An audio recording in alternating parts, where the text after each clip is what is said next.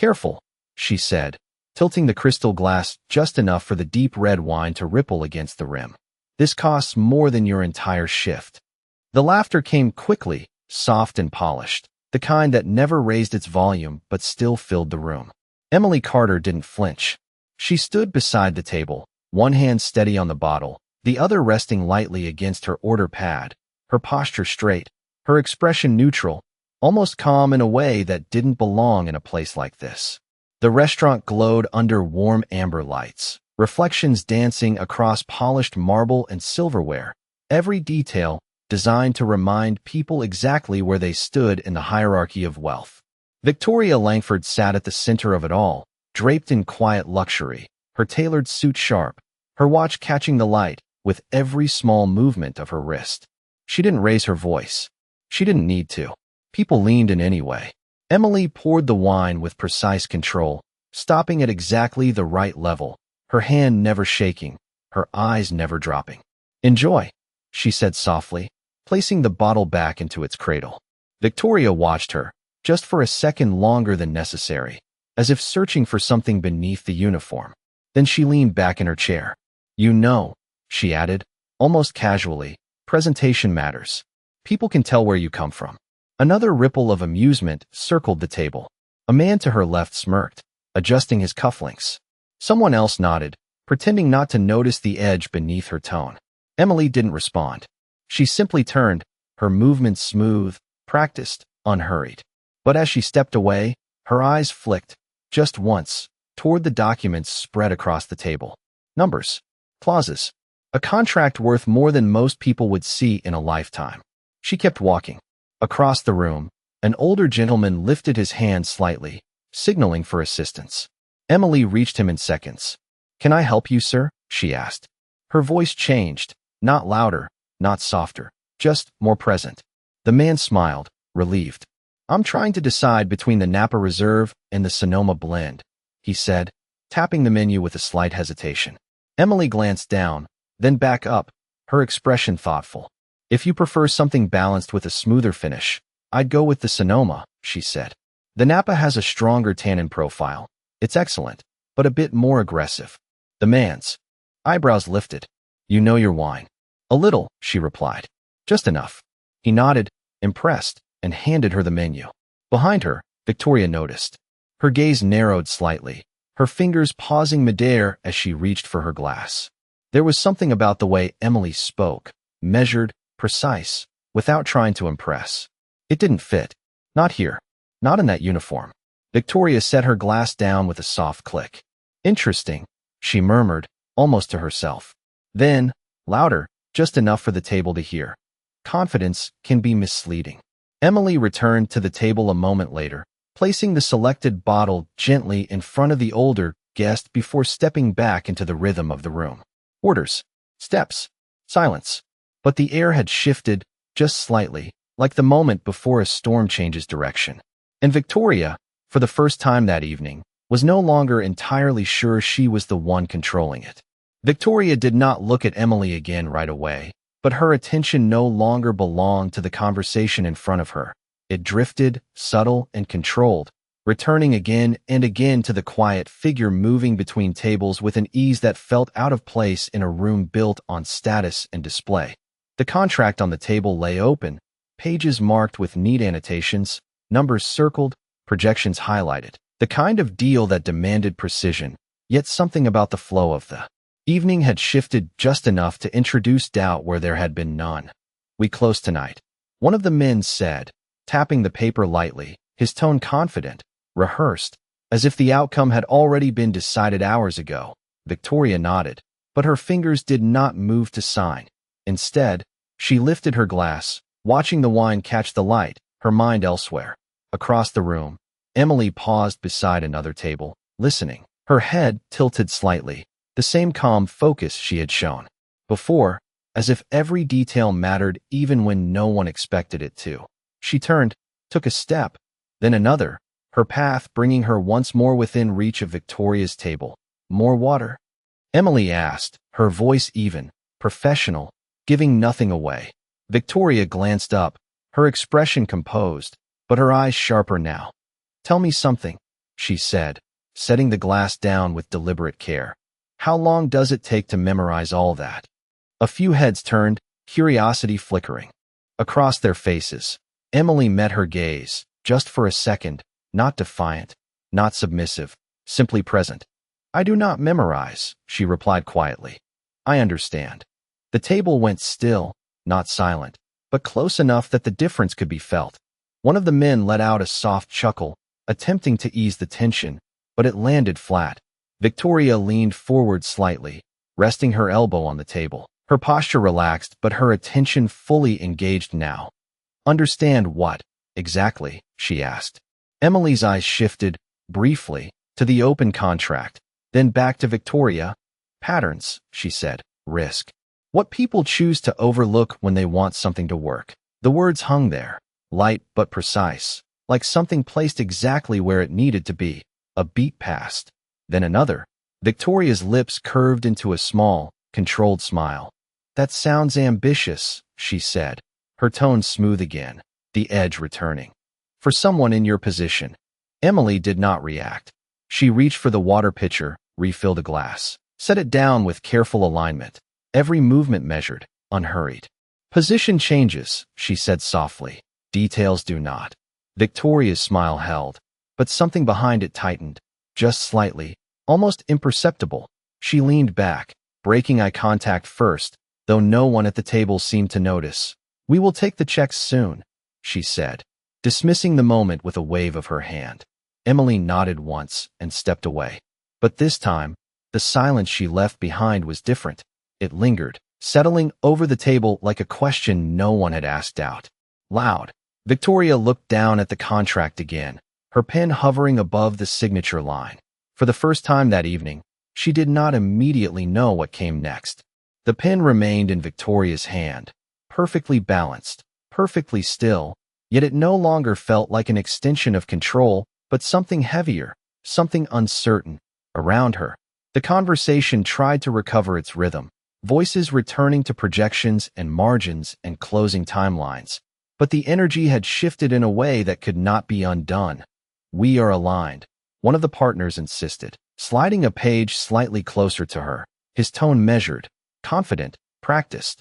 There is no outstanding risk significant enough to delay this. Victoria nodded once, slowly, her gaze lowering to the contract again, but the words no longer sat as cleanly as they had before.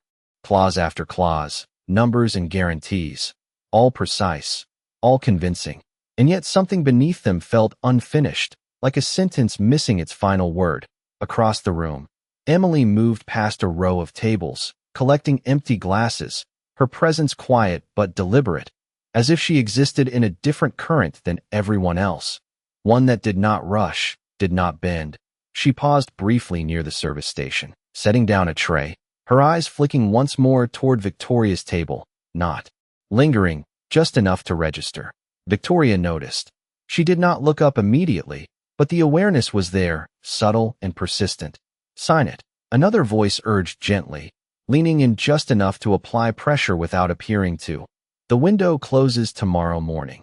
Victoria exhaled, a controlled breath, then lowered the pen toward the page. Just before the tip touched paper, she stopped. Not abruptly, not dramatically, just a fraction of hesitation, barely visible, but real.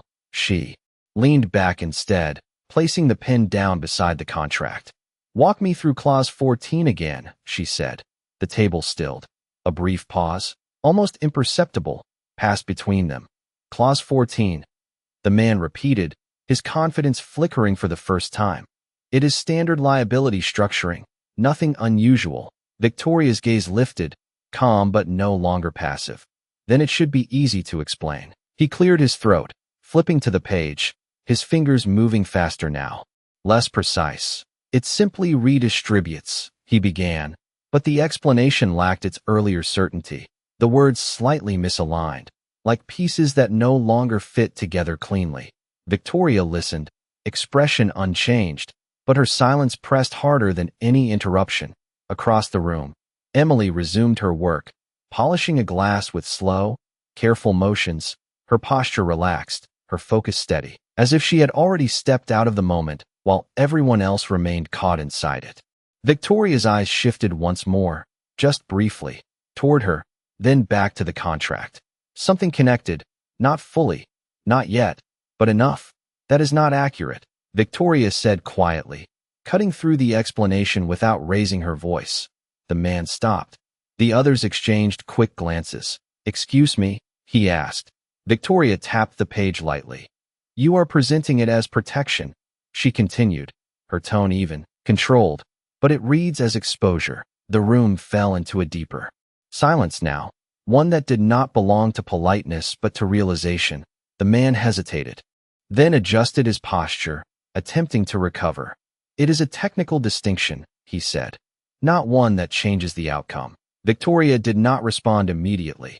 She simply looked at him, then at the contract, then, for a brief second, across the room where Emily stood, calm as ever.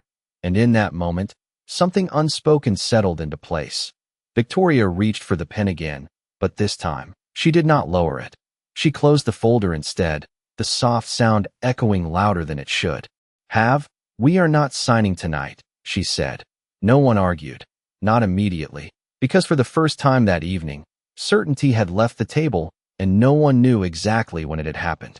No one spoke for a few seconds after the folder closed, and in a room where silence was usually a sign of control, this one felt different, heavier, as if something invisible had shifted just out of reach. The man across from Victoria adjusted his tie, forcing a polite smile that did not quite settle on his face. "There must be some misunderstanding," he said carefully, his voice measured but tighter now. "We have gone through this structure multiple times." Victoria did not respond immediately, her fingers resting lightly on the edge of the table, her posture unchanged, her composure intact. Yet her attention no longer belonged to the people in front of her. It had moved somewhere else, somewhere quieter. "Then go through it again," she said finally, her tone calm, leaving no room for argument. He hesitated, then opened the folder again, flipping to the page with slightly less precision than before. His confidence no longer seamless. Words followed, explanations layered over. Explanations, but the clarity was gone, replaced by something that felt rehearsed rather than certain. Victoria listened, her gaze steady, but her mind was no longer trying to follow his logic. It was retracing something else, a voice, a sentence, a detail that had slipped into the room unnoticed. Across the restaurant, Emily carried a tray toward the kitchen, her steps unhurried, her expression unchanged, as if nothing significant had happened at all. She set the tray down, exchanged a quiet word with another server, then reached for a clean cloth, wiping the counter with slow, deliberate movements. There was no urgency in her actions, no need to prove anything, and that, more than anything, stayed with Victoria. She stood up, not abruptly, not dramatically, just enough to shift the balance at the table. "Excuse me," she said, already turning before anyone could respond. The group exchanged quick glances, unsure whether to follow or wait. Victoria walked across the room, her heels soft against the polished floor, her presence still commanding, but now directed, focused. She stopped a few feet from the service station. Emily did not look up right away. She finished wiping the surface, folded the cloth neatly, then lifted her gaze. For a moment, neither of them spoke. The noise of the restaurant continued around them, muted, distant. "You saw something," Victoria said, not as a question, but not entirely as a statement either. Emily held her gaze, steady, composed. "I noticed something," she replied. Victoria's eyes narrowed slightly, not in irritation, but in concentration. "In Clause 14, she said. Emily gave a small nod. "It shifts liability after the second quarter," she said, quietly, "but only if the performance thresholds are not met in a very specific way." Victoria's expression did not change, but something in her eyes sharpened. "Go on," she said. Emily glanced briefly toward the table, then back. "The language looks protective," she continued, "but it creates a window where the risk transfers back without clear accountability." A beat passed, then another. Victoria exhaled slowly. The pieces aligning now, not all at once, but enough, and they presented it as standard, she said. Emily did not answer directly. "It is easy to overlook when everything else looks clean," she said instead. Victoria studied her for a moment longer, her gaze searching, measuring, reassessing. This was no longer curiosity. It was recognition, not of who Emily was, but of what she represented. "You are not just a waitress," Victoria said quietly. Emily's expression did not shift. "Tonight," she replied. "I am." The words settled between them, simple, but layered with something deeper, something Victoria had not expected to find. She straightened slightly, her posture returning to its usual precision, but the energy had changed. "Thank you," she said. It was brief, controlled, but genuine. Emily inclined her head once, already stepping back into her role, already moving on. Victoria turned and walked back to the table, the room feeling different now, not because it had changed, but because she had. And this time, when she looked at the contract, she was not searching for confirmation. She was looking for truth. Victoria did not sit down immediately when she returned to the table. Instead, she remained standing for a brief moment, her hand resting lightly on the back of her chair, her gaze sweeping across the faces of the men who had, only minutes ago, spoken with complete certainty. Something in her posture had shifted, not in height or control, but in direction, as if her attention had narrowed to a single point that none of them could yet see. She pulled the chair back and sat, smooth, composed, then reopened the folder with deliberate care. "We will go through this again," she said, her voice even, but no longer accommodating. The man across from her forced a polite nod, though the confidence in his expression had thinned. "Of course," he replied, clearing his throat. "As I mentioned, the liability structure is conditional." Victoria interrupted quietly. The word landed with precision. He paused. "Yes," he said, adjusting his tone. "Conditional, but within acceptable parameters." Victoria's eyes did not leave the page. "Only if performance thresholds are defined clearly," she continued. A subtle shift moved through the table. One of the partners leaned forward slightly, his brow tightening. "They are defined," he said, a bit too quickly. Victoria lifted her gaze, just enough to meet his. "Not in Clause 14, she said. Silence followed, this time sharper, more exposed. The man who had been leading the discussion flipped to the page again, his fingers less steady now. "It is implied," he said. Victoria closed the folder halfway, her expression calm, but final. "Implied is not enforceable," she replied. No one spoke, not immediately, because the room understood what that meant. She placed the folder flat on the table, her hand resting lightly on top of it, as if sealing the decision before it was even spoken aloud. "You presented this as a protective structure," she continued, her voice steady, measured, "but it creates a transfer of risk without accountability after the second quarter." The words did not rise, but they carried. One of the men shifted in his seat. Another reached for his glass but did not drink. "We can revise the language," someone offered, attempting to regain control of the moment. Victoria shook her head once. "You already wrote it this way," she said. That was the difference. Not a mistake, not an oversight, but a choice. And now it was visible, across the room.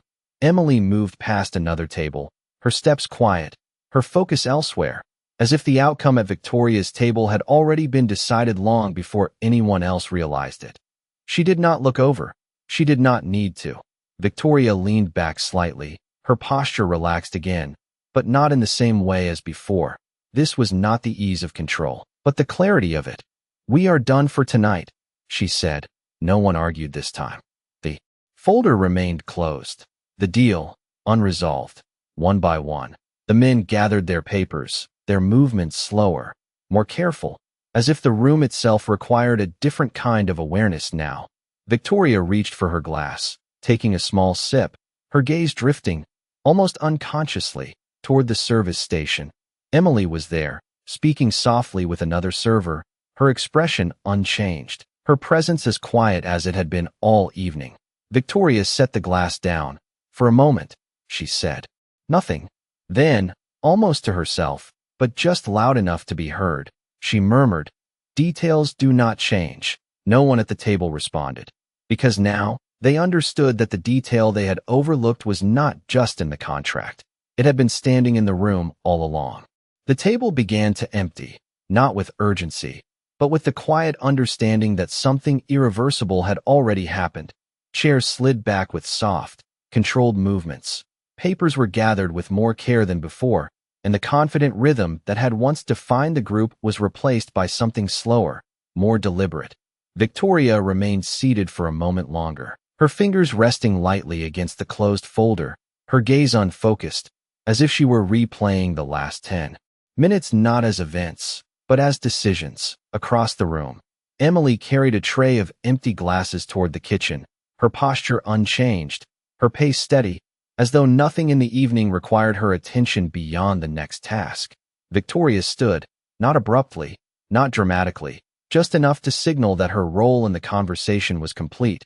She reached into her purse, placed her card neatly inside the bill folder, and set it at the edge of the table without looking down. The gesture was automatic, practiced, but this time, it felt almost secondary, as if the transaction itself no longer mattered. Her eyes moved again, instinctively, toward the service station. Emily was there, speaking quietly with a colleague, her expression neutral, her hands moving with the same measured precision she had shown all night. Victoria hesitated. It was brief, barely noticeable, but real. Then she walked across the room once more. This time, there was no audience, no table of executives watching, no performance to maintain, just distance. Closing one step at a time, Emily noticed her approach before she arrived, not by turning, but by the shift in presence, the subtle change in the air that comes when someone carries intention instead of assumption. She finished placing a stack of plates down, then turned. "Is everything all right?" Emily asked, the same tone, the same professionalism, unchanged. Victoria studied her for a moment, longer than before, but not with judgment, with recognition. "No," she said quietly. The word did not carry frustration, only honesty. A small pause followed. Then, "But it will be." Emily nodded slightly, as if that answer made sense. Victoria exhaled, her posture relaxing just enough to reveal something beneath the polished surface. "You saw what they were doing before I did," she said. It was not a question. Emily did not answer immediately. She simply held Victoria's gaze, steady, calm. "You were looking at the outcome," she said softly. "I was looking at the structure." The difference settled between them. Victoria gave a faint, almost imperceptible smile. "I misjudged you," she said. The words were simple, but they did not come easily. Emily tilted her head slightly, considering. Then, just as quietly, she replied, "You made a decision with the information you had." Victoria let out a small breath, something close to a laugh, but without sound. "That is a generous interpretation," she said. Emily did not respond to that. She did not need to. The moment did not require agreement, only understanding. A server passed behind them, the clink of glass against tray briefly filling the space before fading again. Victoria straightened slightly, her composure returning, but now it felt different, less like armor, more like clarity. "If I wanted to understand the rest of it," she said, her voice measured again, "would you explain it?" Emily's expression did not change. "That depends," she said. Victoria's brow lifted slightly. "On what?" Emily met her gaze, unwavering. "On whether you want the truth," she said. Another pause. Not long, but enough. Victoria nodded once. "I do," she said. Emily reached for a clean notepad, the same one she had been using all evening, and placed it gently on the counter between them. "Then we start from the beginning," she said. And for the first time that night, Victoria Langford did not feel like the most powerful person in the room, and she did not try to be. Emily did not rush as she opened the notepad, her pen moving with quiet precision, drawing a simple line across the top before writing a single number beneath it, the motion calm, deliberate, as if she were not explaining a multi-million-dollar structure, but something far more ordinary. Victoria stood across from her, not sitting, not interrupting, her attention fixed in a way that did not allow distraction. The noise of the restaurant fading into the background as if it no longer belonged to. The same moment. "Start here," Emily said, her voice low but clear, tapping the number lightly. "This is what they want you to see." Victoria leaned in slightly, her eyes following the page, her posture no longer distant but engaged. "And what are they not showing?" she asked. Emily drew another line, then wrote beneath it, smaller, less visible at first glance. This, she said. It is not hidden, but it is placed where people stop looking. Victoria's brow tightened, not in confusion, but in concentration. She had seen thousands of contracts, negotiated deals across continents. But this was different, not because it was complex, but because it relied on assumption. Emily continued, her pen moving steadily, connecting numbers, circling phrases, building a structure that did not rely on volume but on clarity. They expect momentum to carry you forward, she said. By the time this activates, the decision is already behind you. Victoria's gaze sharpened, the pattern revealing itself piece by piece. So the risk is delayed, she said. Emily nodded once, and redirected, she added. A brief silence followed, not empty, but full, like a space where something important had just settled into place. Victoria straightened slightly, her mind already moving ahead, recalculating, restructuring, seeing the deal not as it had been presented, but as it truly was. Why would they assume I would miss this? She asked quietly. Emily did not look up from the page immediately. Because most people do, she said. Then she lifted her gaze. Especially when everything else looks perfect. The words landed without weight, but they stayed. Victoria let out a slow breath, not of frustration, but of recognition. She had not missed it because she lacked ability. She had missed it because she had trusted the surface to reflect the whole. Across the room, a server called out an order, plates clinked, a door opened and closed, but none of it reached them. You saw it in seconds, Victoria said. Emily shook her head slightly. I noticed the imbalance, she replied. Understanding takes longer. Victoria studied her, not as a waitress now, not as a stranger, but as someone who operated in the same space, just from a different angle. Where did you learn this? She asked. Emily's expression remained neutral, but there was a pause, brief, controlled. From making the same mistake once, she said. Victoria did not ask more. She did not need to. The answer was enough. She glanced down at the notepad. Again, then back up. If I move forward, she said, I rewrite the structure. Emily nodded. Or you walk away, she said. Victoria considered that for a moment, the idea settling differently than it would have an hour ago. They will not expect that, she said. Emily's lips curved, just slightly. That is the point. Another silence followed, but this one was lighter, clearer, like something had shifted into alignment. Victoria reached for the notepad, then stopped, her hand hovering just above it. May I? She asked. Emily slid it toward her without hesitation. It is yours now, she said. And for the first time that evening, the balance between them was not defined by position, but by understanding. Victoria did not return to her table right away. Instead, she remained by the service station, the notepad now in her hand, her fingers resting lightly against its edge as if the weight of it carried more than paper. Across the room, the men who had been so certain earlier were still seated, their conversation quieter now, their movements more restrained, as though the absence of her decision had unsettled something they could not easily recover. She watched them for a moment, not with irritation, but with clarity, seeing not just the deal, but the assumptions that had surrounded it. Then she turned back to Emily. They will push again, Victoria said. Emily nodded once, already knowing. Of course, she replied. They were counting on momentum. Victoria glanced down at the notes, the structure now visible in a way it had not been before. Then I will remove it, she said. Emily's expression did not change, but there was a quiet acknowledgement in her eyes. That changes the conversation, she said. Victoria gave a faint smile, controlled but real. That is the intention. A brief pause followed. Then Victoria closed the notepad gently. Walk with me, she said. It was not a command, not quite a request, just an invitation that carried equal ground. Emily hesitated for a fraction of a second, then stepped beside her. Together, they crossed the restaurant floor, not as server and guest, but as two people moving toward the same point with different histories behind them. The table fell silent as Victoria approached. One of the men straightened immediately, ready to resume, ready to regain the direction he had lost. We can adjust the terms, he began, his tone carefully measured. Victoria raised her hand slightly, not to silence him, but to pause the rhythm he was trying to rebuild. "You will need to," she said calmly. She placed the notepad on the table, turning it so the writing faced them. No emphasis, no explanation, just a quiet offering of clarity. The men leaned in, their expressions shifting as they followed the lines, the connections, the part they had hoped would remain unseen.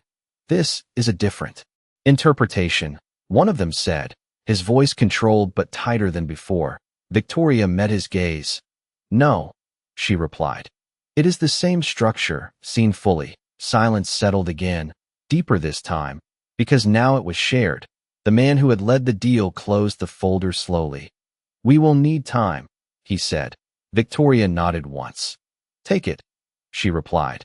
There was no urgency in her voice, no pressure, only finality. She reached for her glass, then stopped, her hand hovering briefly before, lowering it again. Instead, she stepped back from the table. "Good evening," she said, not dismissive, not polite, just complete. As she turned, the men remained seated, their certainty replaced with something quieter, something that would take longer to rebuild. Victoria walked toward the exit, Emily a step behind before slowing, allowing the distance to return naturally. Near the door, Victoria paused, turning slightly. "You could have said nothing," she said. Emily met her gaze, steady as always. "So could you," she replied. A small silence followed, not empty, but understood. Victoria gave a single nod, then reached for the door. As it opened, the cool night air slipped into the warm room, subtle but noticeable. She stepped outside, the city lights reflecting across the glass behind her.